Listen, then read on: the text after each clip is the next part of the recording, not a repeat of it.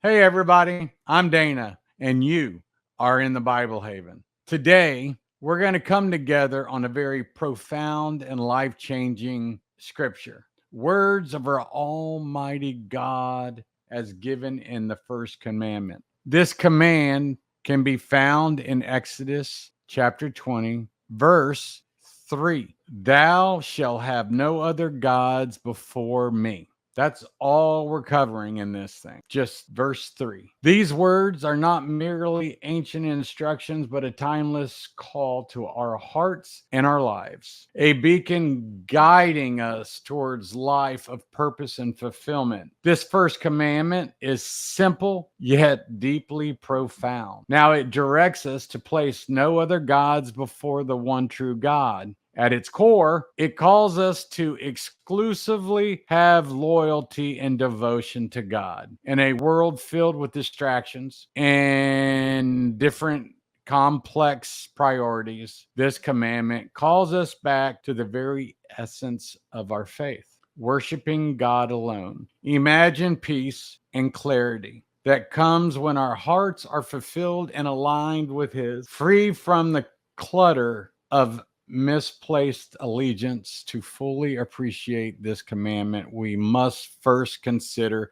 the historical content. As you know, the Israelites had just been delivered from Egypt, a land of many gods and idols. They witnessed God's mighty hand in their deliverance, yet they were always doing what they wanted to do. They were susceptible to the temptation of returning back to the idols. God, in His wisdom, knew that their faithfulness to Him was essential for their identity and survival as His chosen people. Now, today, we face our own forms of idolatry. While we may not worship golden calves or stone idols, what we do is we take God that's up here and we pull God down here, which makes idolatry a big part of the modern world today. And by doing this, it takes precedent over God in our hearts and our lives, and we become and we make Him more like an idol. Now, we may do this because we want material possessions, we want a career, we want more ambition, personal relationship, we want to be able to have sex freely, whatever, or even our own egos. That first commandment challenges us to examine our lives and not to bring God down here. And the reason why I say we do this is because to go up here where God is, you would have to go above what your understanding is. So you go, I don't understand God. So you grab God and you bring Him down here to where you can understand Him more and make it more beneficial for you to live the life that you want to live. Or you look and you go, I don't like what you did and I am mad, so therefore you don't exist. Interesting. But God will take His rightful place. At its heart, the first part that we see is that we must examine our lives and we must identify what makes it taking God's rightful place in the first commandment. Relationship.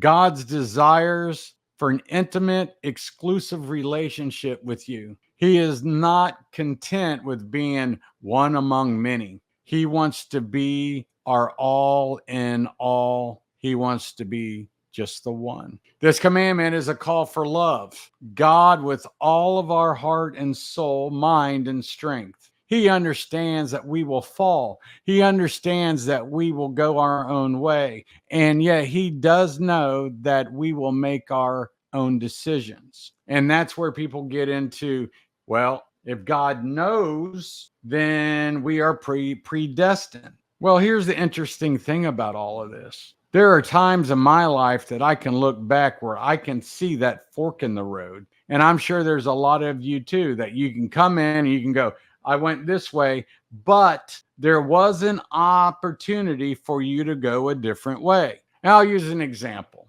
And I'm not bashing on my marriage or anything, but before I got married, I saw something that did not agree with my core belief which was God telling me, go down this road. But I chose to do what I wanted to do.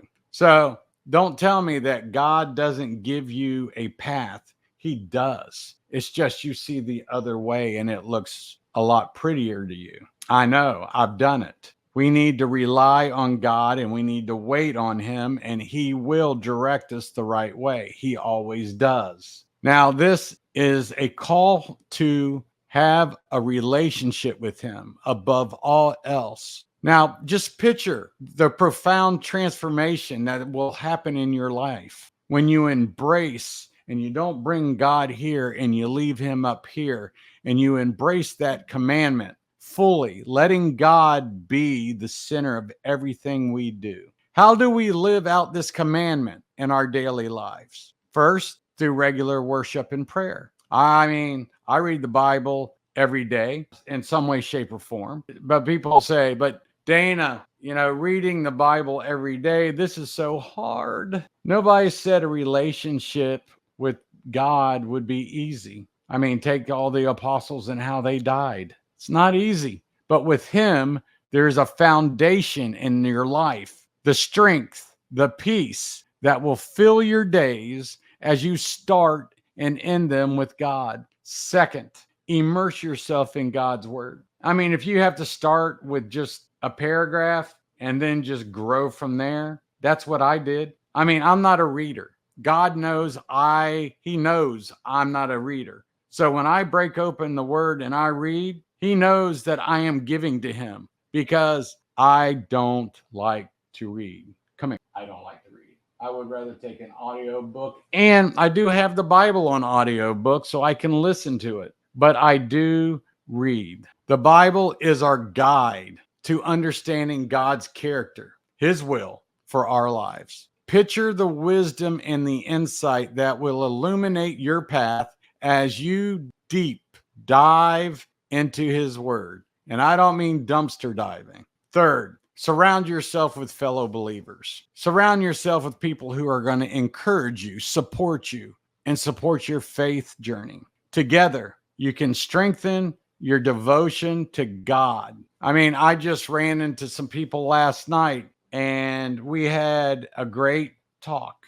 And out of nowhere, like I said, we just started talking about God, and it was beautiful. And then we came together and said, why don't we have a Bible study some point? That's believers coming together, encouraging each other for God. Now, as I said, this comes from your community. It comes from your faith together and your loving God together. Now, fourth, reflect on your priorities. Are these areas in your life where you have placed something or someone above God? Ask yourself this question. Ask for guidance from Him to realign your focus. Think of the clarity and direction you will gain as you let go of distractions and fix your eyes on Him. And fifth, serve others in love, demonstrating God's love through your actions. I mean, I came down the street one day and saw a homeless man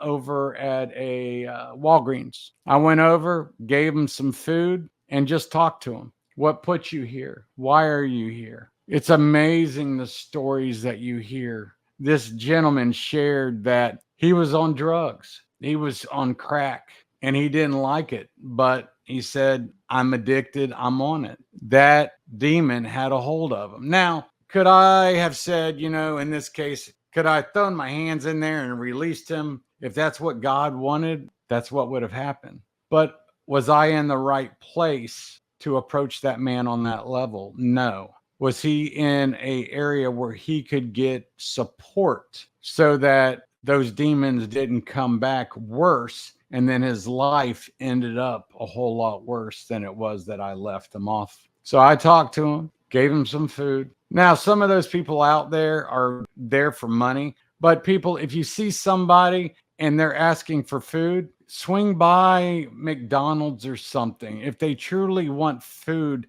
they will be so gracious that you did this. God has had me do McDonald's. I do it regularly. If my heart goes out, I'll do it. But I don't give like money. Don't do that. but I will give them what, their needs. And by doing this as well, this helps us to keep our hearts humble, and it keeps us to focus on his commandment. It'll help you envision the impact that your love and service can have on those around you. Reflect on God's glory. Just reflect. So, people, let God be up here. Go into your spiritual and see God. Don't try to keep pulling God down below into understanding, so that way you can live whatever you want to do. And for those of you that say that you have used the Bible to deconstruct yourselves, and those of you that say, I was a Christian till I read these and now I'm not,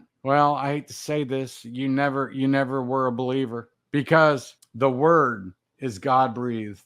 The way it is laid down, it is for understanding for those that want to read into what he is saying. I love everybody. I really do. And my heart goes to everybody. And I'm not doing this here. As I say, I'm not doing this for subscribers. I'm not doing this for views. I'm doing this because God has called me to do this.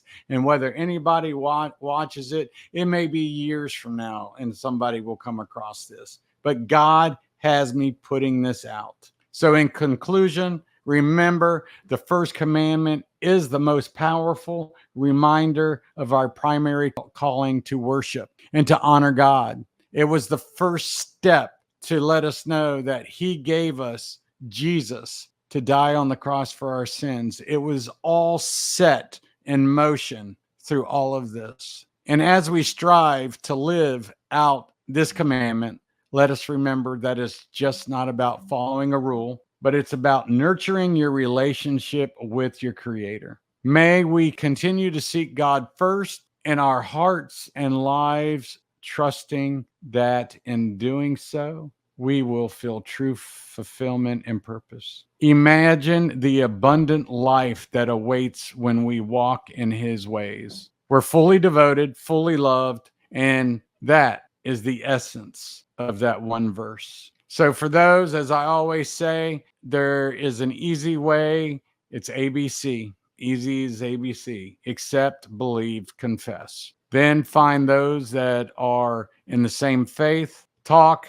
have get-togethers, acknowledge your faith before man. Tell people that you believe and never back down. For Jesus is the truth, the way, and the life. And there's only one way, and that's through the cross. So those of you that would like to leave, thank you for coming to the channel. And for those of you, let us pray. Heavenly Father, we thank you for your word and for the guidance that it has provided us today. Let us to place no other gods before you. Please draw us closer to you and help us live lives that honor and glorify your name. Please allow those that are seeking you to have gained something out of this. Allow them to find you through your word, through a video, through a person. Just allow their hearts to find you. In Jesus' name, amen. Thank you. I'm Dana, and you were in the Bible Haven.